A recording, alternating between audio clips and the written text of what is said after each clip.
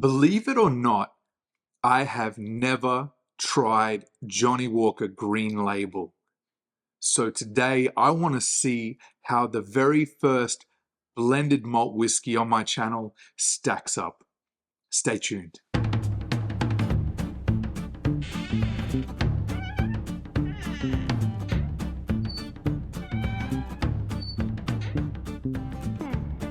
Thank you for joining me today. My name is Wade, and you are here to witness my first time tasting Johnnie Walker Green Label. So why don't I pour a dram, and then we can start talking about the whiskey, get into the nosing, and then into the tasting. This is one of those whiskeys that everyone I talk to and every whiskey forum, the Green Label is the one that gets mentioned all the time as the go-to. What differentiates this one from other Johnnie Walkers is that this one is entirely consisting of a blend of malt whiskies and not grain. Oh, smell it already. I'm going to pour this dram.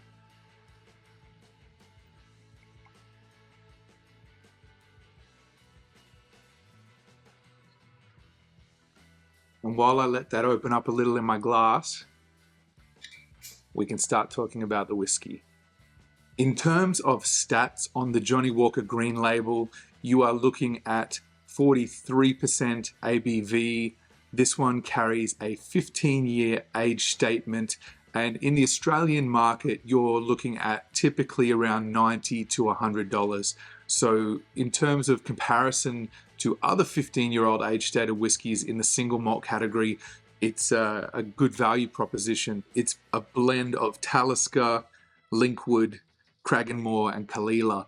There's a lot here that is appealing, right? You're getting a 15-year age statement, some understanding of the malts that go into the blend.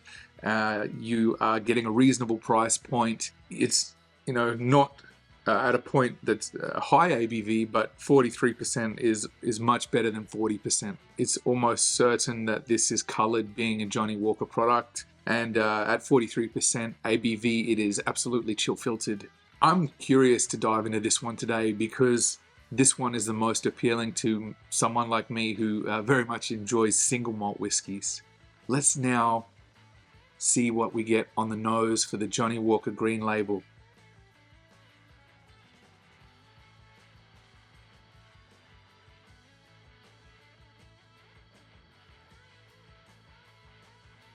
The first notes that hit me are light, fruity notes. Think orchard fruits, your apples, pears, faint citrus. You're getting maltiness, but it's underneath the fruity notes. The grassy note is absolutely there as well. It's not a complex note, but it's nice. There's a little bit of a sweetness to it, more than I was expecting. A very faint, almost pine, more of like there's a woodiness there, but it's different. Tiny note of that coastal influence, but for me, it's predominantly a sweeter, a fruity, orchard fruit type note combined with a little bit of that grassiness. And I'm not really getting any smokiness on the nose at all. Perhaps it might need a little bit longer in my glass, but those are the initial notes. And obviously it's a brand new fresh bottle that we've only just opened. Let's try the Johnnie Walker Green Label for the very first time on my palate. Cheers.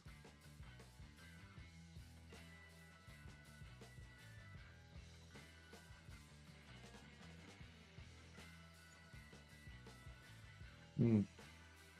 Mm.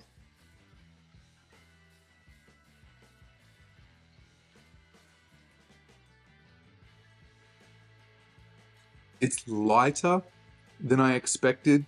Far more fruitiness. Perhaps I thought there was going to be more of a prominent note from the Talisker and the Kalila, but Those appear to be playing, in the background. A very small, very, very small amount of that pepperiness from the Talisker. The finish is short to medium. Now there's starting to be a little bit of the ashiness is developing on my palate, and that seems to be coming on as what lingers. You're left with that. Mouthfeel isn't bad. Interesting. Very different to what I had anticipated. Now, you can't possibly know, right? You read some reviews, you have an idea of what you think it may be like, and I had a very different expectation of what I was going to experience on the Johnnie Walker 15-year-old Green Label. Okay, let's try now one more time on the nose and another sip for the finish, and I'll let you know what I think.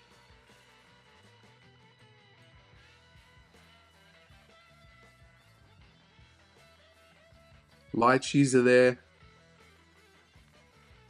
There's this almost like the white flesh fruit, right? If you imagine pears and the apple type, those kind of fruits, but there's this sweetness that, like, you know how lychees have that almost overly sweet, like a almost sickly sweet type sugariness to them. Even custard apple, it's getting way sweeter than I expected. It's not off-putting.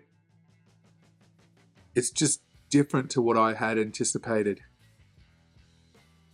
So much sweetness, no smoke on the nose. Fruit and like young wood, like the pine notes, the resinous notes. But definitely more and more the sweetness is just coming out even greater than the initial nosing. Okay, let's try one more time on the palate for the second and final sip and the finish, and I'll give you my recommendation if I think it's one that you should get your hands on. Cheers.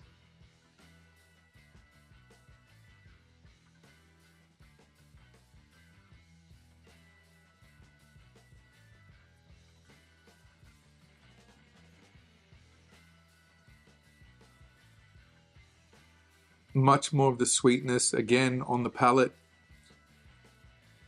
A little bit of maltiness, but it's not very powerfully malty, if that makes sense. Little bit now of the smokiness. Finish is disappearing relatively quickly now. I recently tried the Johnnie Walker Blue Label with a group of friends as well. I prefer the Blue Label. I think it's better than the Green Label. This is not anything to write home about. It's not a bad whiskey. It is pleasant. It's enjoyable. I wouldn't go and replace this bottle when I'm finished. It was more just curiosity that I wanted to try it as a blended malt, but most certainly it doesn't stack up against a good single malt. And not that I expected it to be on that level, but in terms of it being entirely comprised of malt whiskey, I expected a little better than what I'm experiencing. So I don't recommend the Johnnie Walker Green Label. It's good value for money if you want to try something different, but I would rather spend another $100 and get a fantastic single malt, but that's just me personally and my budget and what I'm prepared to buy and what I enjoy drinking. So thank you guys for checking this one out. I hope that you've enjoyed it. It's interesting to do these ones for the very first time.